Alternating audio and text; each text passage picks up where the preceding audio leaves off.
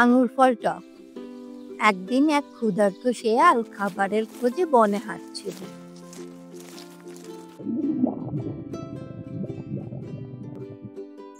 হঠাৎ সে দেখলো লতার ডালে ঝুলছে রসালো আঙুর। সূর্যের আলোয় ফলগুলো ঝকঝক করছে।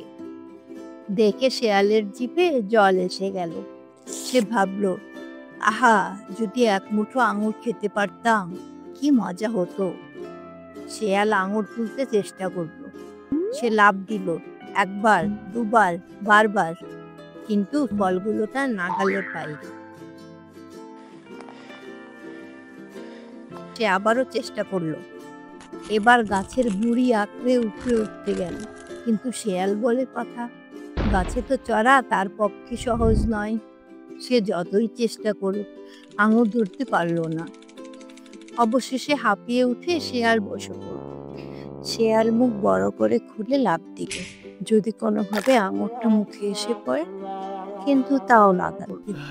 মনে মনে দুঃখ পেলেও বাইরে মুখ ভার করে বলল, হুহ, এই আঙুর তো টক, খাওয়ার মতো নয় একবারে।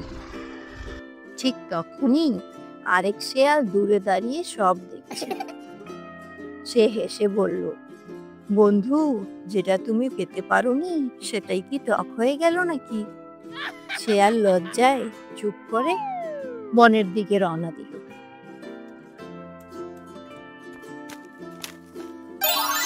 নীতি, যা পাই না তা কি আমরা প্রায় খারাপ